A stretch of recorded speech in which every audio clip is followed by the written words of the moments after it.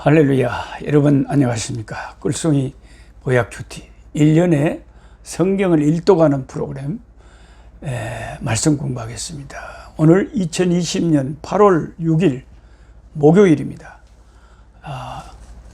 219번째로 오늘은 에레미야 4장에서 6장 말씀 공부하겠습니다. 여러분 성경 에레미야 4장에서 4장을 펼쳐보시기 바랍니다. 왜 오늘 공부할 이 4장, 5장, 6장은 계속해서 이 눈물의 선지자 에레미야가 예루살렘이 왜 망하게 되는지 그들의 죄를 낱낱이 지적하면서 이렇게 슬픈 마음을 토로하고 있습니다. 4장 1절에 여호와께서 이르시되 이스라엘아 네가 돌아오려거든 내게로 돌아오라.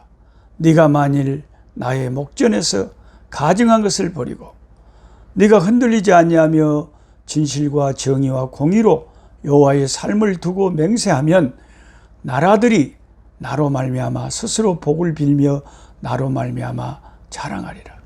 이렇게 돌아오기만 하면 너희들이 좋은 길이 열린다 이거죠.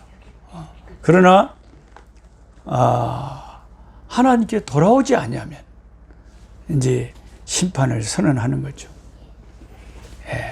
제가 오늘 말씀 공부하시는 여러분들하고 말씀 공부를 더 깊이 들어가기 전에 한 가지 제가 한 달 전에 우리 뒷집에 홍래 저기 집에 들어가는 대문에 아주 향기로운 향기가 탁 지나가다가 이렇게 코에 맡아져 갖고 꽃은 향기로 말을 걸잖아요. 그래서 이게 뭔 향기가 이렇게 좋다냐 본게 하얀 꽃이 피었는데 이게 치자꽃이에요. 치자꽃. 그래서 내가 욕심에 아따 우리 집에도 저런 치자나무 한 그루 있었으면 좋겠다. 그런 욕심이 딱 생기는 거예요. 그러면 우리 집에 치자나무가 있으면은 딱 집에 들어오면 치자 향기가 집에 가득할 거 아니에요. 그래서 저 치자나무를 어디서 살지도 모르고 그랑께 그냥 그 주인한테 미안하긴 하지만 허락도 안 받고 나무가 크게 그 꼬털이 줄기를 몇 개 이제 손으로 톡톡 잘라갖고 집에 왔습니다. 그래갖고 이제 한 달 전에 흙에다가 심어놨는데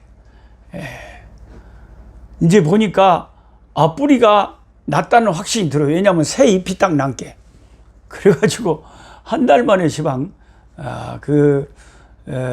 다육이 그릇을 사다가 독립적으로 심어놨습니다. 그래서 새 그루가 제가 치자나무를 스스로 얻게 됐고 꺾어서 수국도 얻게 됐고 아따 국화는 진짜 꽂기만 하면 금방 새 잎이 나버리고 뿌리가 금방 돋아버려요. 그래서 하나님은 생명의 풍성함을 이 땅에 생육하고 번성하고 땅에 충만하라 창세기 그러셨잖아요. 세상을 만드시고 그게 내가 이번에 삽목을 하고 새로운 나무의 개체를 만들어 보면서 그런 걸 또 키우면서 생명의 하나님을 제가 다시 한번 깊이 경험을 하게 되는 것 같아요. 우리가 뭐 일반 은혜라는 것도 있잖아요. 성경에서 특별한 은혜를 받지만 일반적인 이런 하나님 만드신 세상 가운데서도 그런 일반 은혜를 받는다. 그래서 여러분은 혹시 나중에 치자 나무가 필요하거든 저한테 말하면 선물로 이쁘게 화분에 해가지고 드리겠습니다. 자, 또 에레미야 4장 3절 계속 공부하겠습니다. 여호와께서 유다와 예루살렘 사람에게 이와 같이 이르노라. 너희 묵은 땅을 갈고 가시덤불에 파종하지 말라.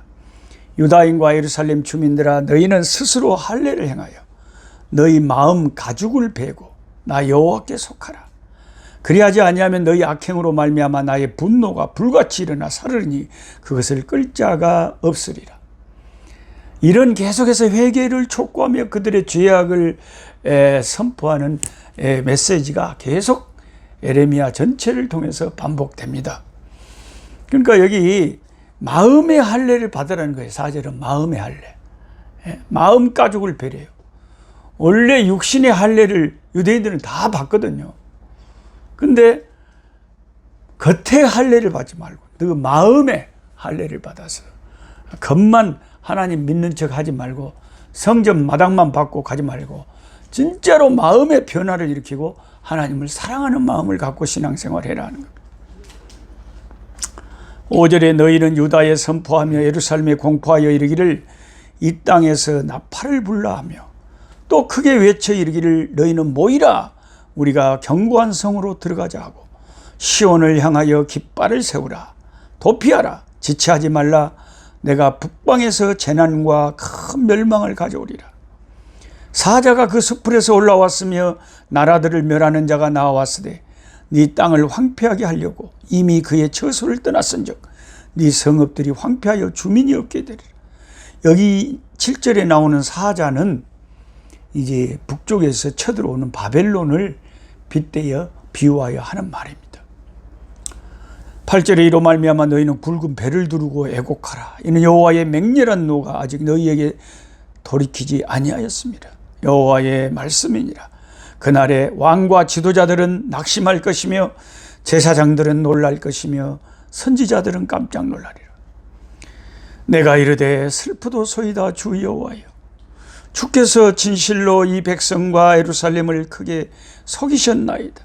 이르시기를 너희에게 평강이 있으리라 하시더니 칼이 생명에 이르렀나이다. 어떤 엉뚱한 사람들은 이런 말씀을 읽고는 이런 말씀을 근거로 하나님이 속이는 분이다 이렇게 엉뚱한 소리를 할 수가 있습니다. 참 그 이단들도 가지가지 하니까요. 말씀을 문맥을 통해서 잘 안 읽고 하나님이 크게 속이셨다. 하나님이 크게 속이셨나이다 하는 이 말만 딱 따가지고 하나님이 속이신다 이렇게 말하면 안 되죠. 그러니까 신천지 이단들은 남을 속이는 것을 모략이라 그래가지고 아주 거짓말하는 것을 정당화시켜버려요. 그래서 이것들이 사탄의 하소인이라고 하는 이유가 마귀가 거짓의 아비잖아요. 예수님은 아멘이시잖아요. 계시록에 아멘. 아멘이라는 것은 진실이라는 뜻이에요. 예수님은 진실이 생명이시거든요. 그런데 이런 신천지 이런 이 악한 이단들은 거짓을 모략이라고 하는 아주 얼토당토하는 소리를 하면서 이만희 한낱 그 하찮은 그 죄 많은 그 타락한 인간을 그 사기꾼을 이긴 자니 뭐니 하면서 신의 반열에 올려놓는 것 자체가 그게 우상 숭배고 미친 사람들이죠. 이 신천지 따라다니는 사람들이. 참 그들이 이제 주님의 심판날 여러분 우리는 보게 될 거예요. 그들 진짜 불쌍할 거예요. 이를 들들들 갈면서 그 뜨거운 불덩이 지옥에 들어가야 되는데 자기들은 진짜 진리인 줄 알고 따라갔다가 오마 아니네? 끝을 봐야 되죠. 예.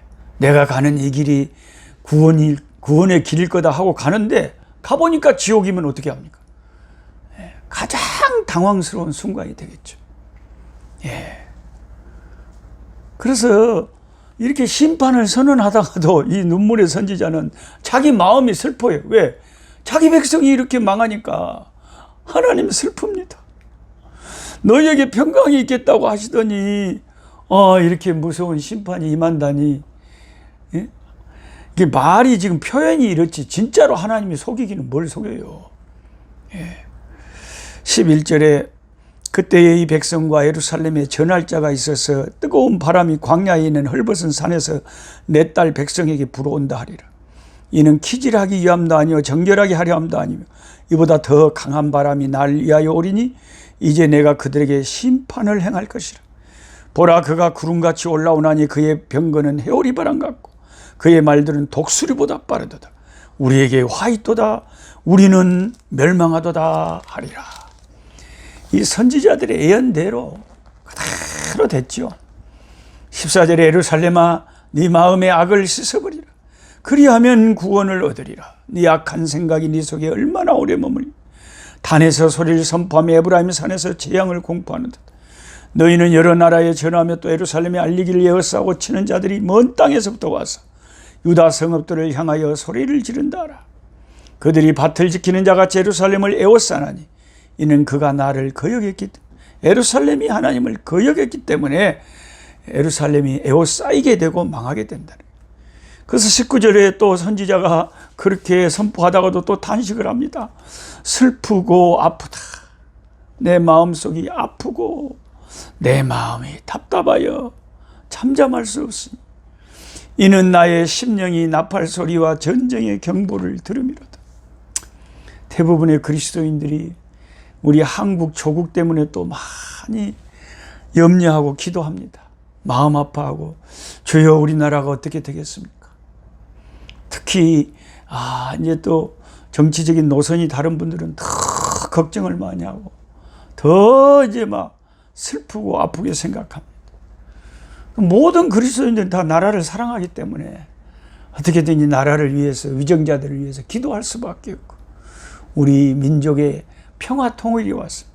북한의 고통받는 자들에게도 어서 빨리 참 교회가 세워지고 복음이 전파되고 자유가 임하고 저 불군용 공산주의 세력들이 망하는 그런 날이 하나님의 능력으로 임해야지. 우리가 전쟁을 해서 싸우면 서로 망한 하나님이 역사하셔서 어떻게 하든지 평화 통일이 이루어지다. 그러니까 우리는 이 에레미야 선지자처럼 좌파든 우파든 누구든 조국과 민족을 위해서 늘 염려하는 마음으로 아픈 가슴을 안고 조국을 위해서 기도해야 되는 줄로 믿습니다. 그래서 23절부터 보면 이제 혼돈의 환상이 있는데 보라 내가 땅을 본즉 혼돈하고 공허하며 하늘에는 빛이 없습니다. 내가 산들을 본즉 다 진동하며 작은 산들도 요동하며 내가 본즉 사람이 없으며 공중의 새가 타나. 예레미야 선지자가 환상을 보는데 아주 황폐하고 황량하고 혼돈스러운 거예요. 그게 이제 이 예루살렘 남유다에 임할 일을 선지자가 미리 보는 거예요. 선지, 앞선자, 알지자, 미리 알고 미리 선견, 미리 보는 그런 사람들이 선지자고 선견자입니다. 그 다음에 5장에 보면 예루살렘의 허물과 반역에 대해서 이렇게 말합니다. 아주 충격적인 말이 5장 1절에 나오죠. 너희는 예루살렘 거리로 빨리 다니며 그 넓은 거리에서 찾아보고 알라. 너희가 만일 정의를 행하며 진리를 구하는 자를 한 사람이라도 찾으면 내가 이 성읍을 용서하리라.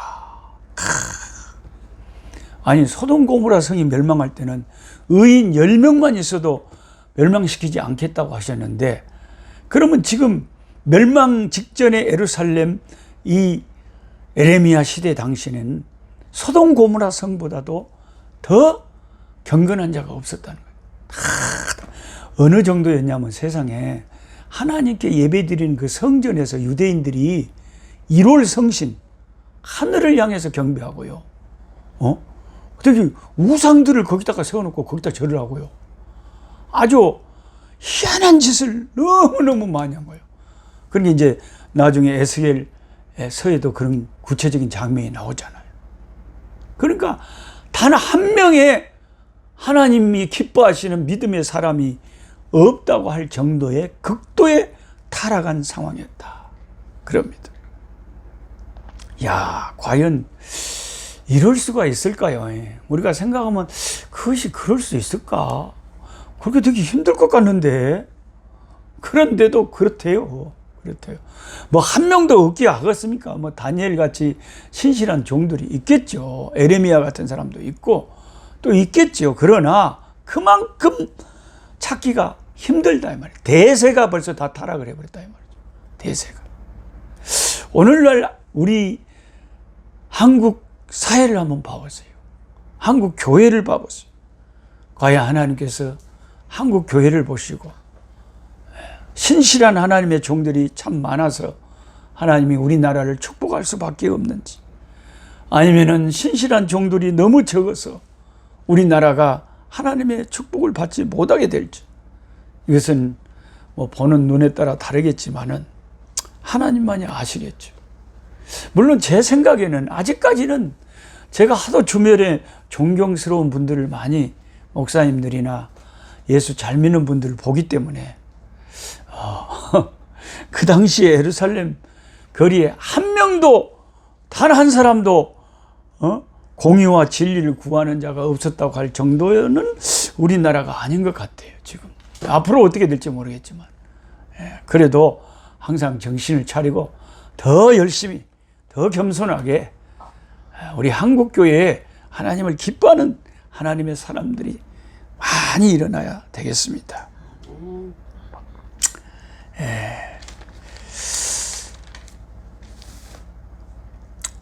20절에 하나님께서 계속해서 백성들에게 이르시는데, 너는 이를 야곱 집에 선포하고 유다에 공파에 이르기를 뭐라 그러냐.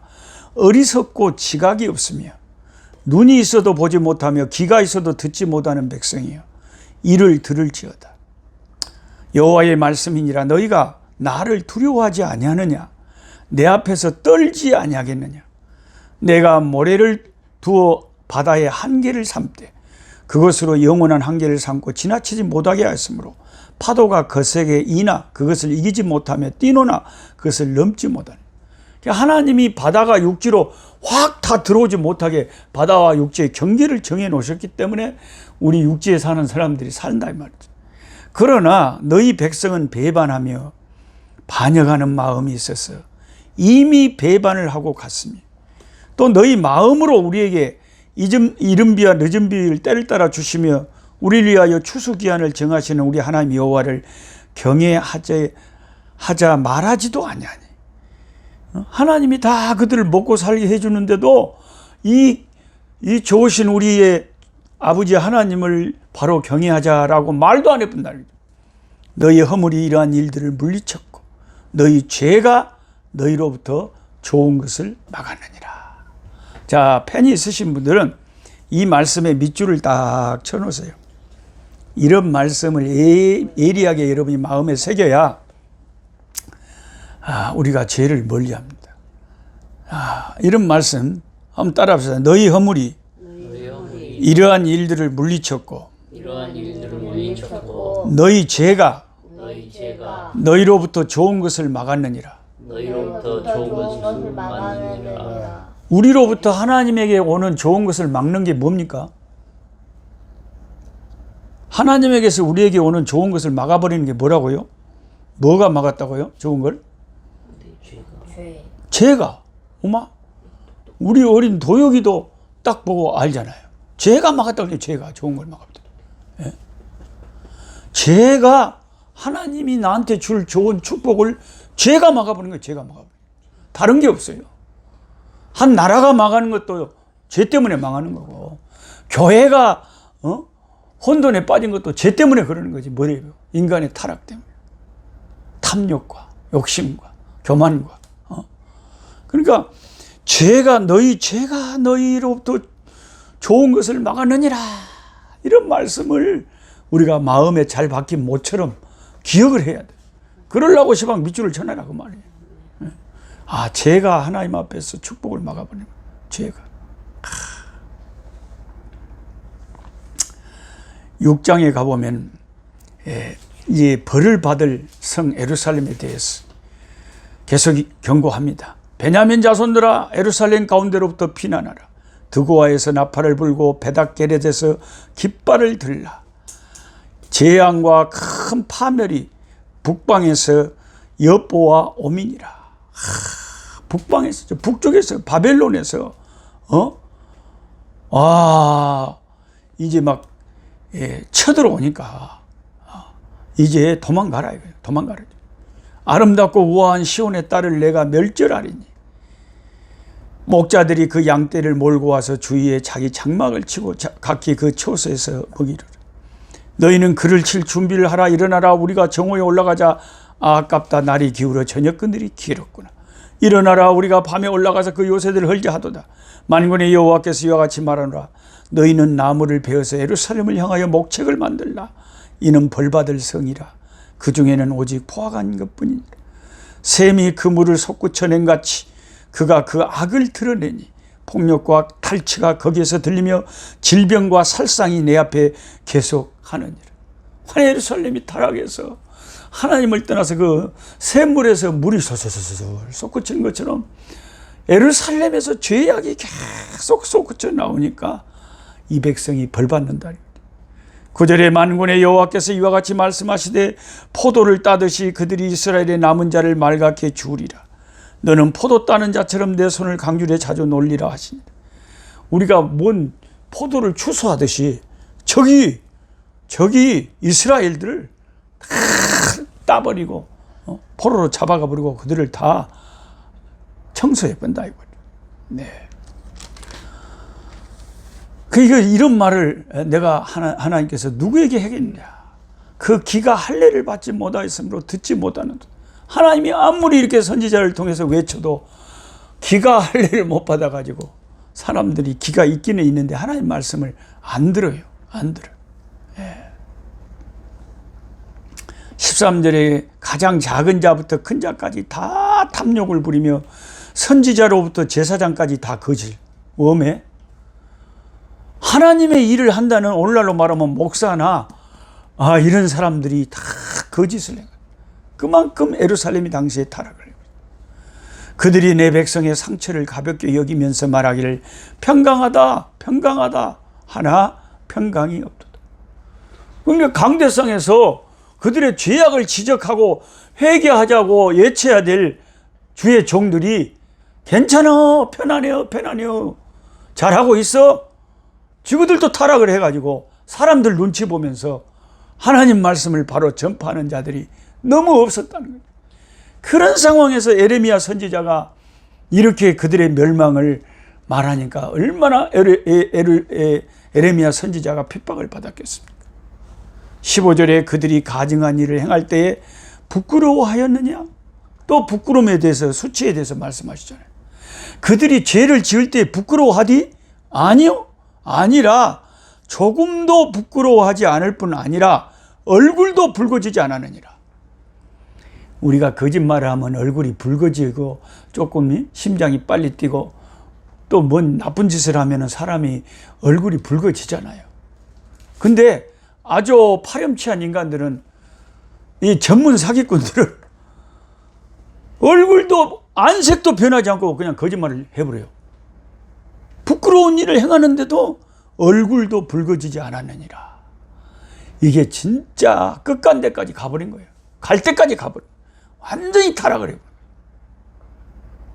우리가 조금만 양심이라도, 신앙 양심이 남아있으면요, 믿는 사람이 내가 죄를 지었으면 하나님 앞에 괴롭고 슬프고, 그것을 토설하지 않으면, 그것을 회개하지 않으면 부끄러워서 견딜 수가 없어야 정상적인 하나님의 백성인데, 그 당시의 유대인들은 죄를, 악행을 행하고도 부끄러워 안 할 뿐만 아니라 얼굴 안색도 안 변하고 그냥 그런 나쁜 짓을 해버렸다. 이 예레미야 6장 15절 말씀은 진짜 타락의 극이 어떤 것인지를 진짜 말해줍니다.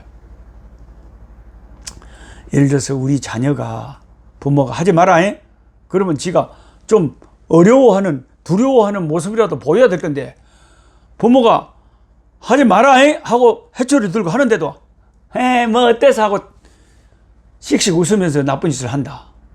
그러면 이제 부모가 더 화가 나서 더 해초를 세게 때릴 거 아닙니까? 그 남유다가 하나님 앞에 매맞은 이유가 그래서 그런 거예요.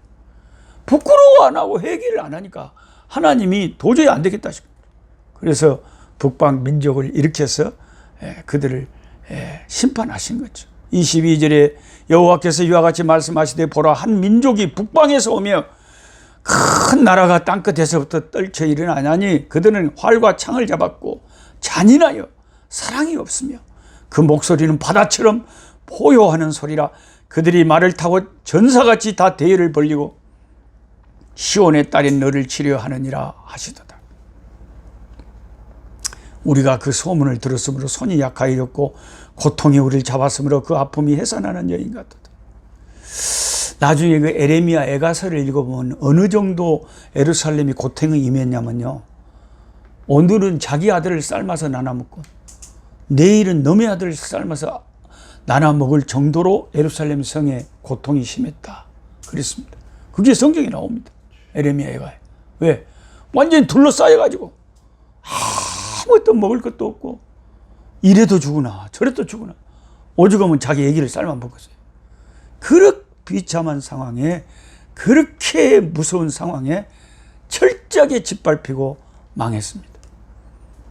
그래서 선지자가 미리 이렇게 선포하고 외치는 것이 그나마 사명을 다한 것이죠. 왜냐하면 하나님은 선지자를 통해서 알리시지 않고 일을 행하신 법이 없거든요.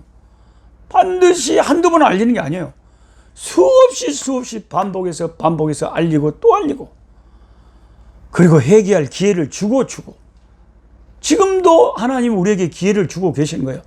보라, 지금이 은혜 받을 만한 때요, 보라, 지금이 구원의 날이로다. 지금이라도 회개하고 주 예수 앞에 나오면 구원받을 기회가 있는 거예요. 그런데 부끄러움을 모르는 타락한 인간들은 아무리 말해도 기가 할례받지 못해가지고 안 들어요. 안 들어. 뭐 언제 이 사람들이 깨닫느냐? 진짜 심판을 받을 때 오마 하나님 말씀이 맞았구나, 교회가 맞았구나, 그 목사님들이 설교하는 게 맞았네. 그때 알면, 그때는 구원이 이미 문이 닫혀버린 거예요. 하나님이 한 번 닫으면 열 사람이 없어요. 그러니까 보라, 지금이 은혜 받을 만한 때요, 보라, 지금이 마지막 구원의 날이다. 아직 주님의 심판, 주님이 나타나기 전까지는 아직도 우리가 복음을 전해야 될 기회가, 지금은 회개하고 돌이킬 수 있는 구원받을 기회가 있다는 것을 아셔야 되겠습니다. 하나님 아버지, 감사합니다. 절규하는, 가슴 아파하는 눈물의 선지자의 외침을 듣습니다. 반복해서 시온 딸 예루살렘을, 그 죄악을 지적하면서 이제 북방에서부터 잔인한 바벨론이 예루살렘을 에워싸고 포도를 쏘아가듯이 저들을 다 사로잡아가고 죽이고, 완전히 아버지 짐승의 아버지 소리만이, 울음소리만이 들리는 폐허로 만들어버린다고 했습니다. 그 무서운 일이 정말 일어났습니다. 신약에 우리 주님은 우리에게 말씀하시기를 내가 속히 오리니 구름을 타고 오실 것이며, 이 세상이, 이 지구가, 이 우주가 주님의 심판날이 되면은 다 풀어지고, 지구가 흔들리고, 우주가 다 질서를 잃어버리고, 세상의 심판이 시작되고, 믿는 자는 예수 이름 안에서 구원을 받는다고 했습니다. 이 무서운 심판은 반드시 우리에게 일어나는데, 코로나를 통해서도 하나님께서 계속 경고하는데, 수많은 영혼들이 이런 코로나 상황을 통해서 오히려 주님 앞에 돌아올 수 있는 기회가 될 수 있도록 하나님 인도하여 주시옵소서. 인간들이 하나님 앞에 항복하고 천부의 의지 없어서 손들고 옵니다. 주께로 돌아오는 대회개의 역사가 이 코로나 시국에 일어나게 도와주시옵소서. 예수님의 이름으로 기도하옵나이다. 아멘. 약한 자 힘주시고 강한 자 바르게 주한 자 정택함이 주님의 뜻이라. 해 아래 압박 있는 곳 주 거기 계셔서 그 팔로 막아 주시옵소서.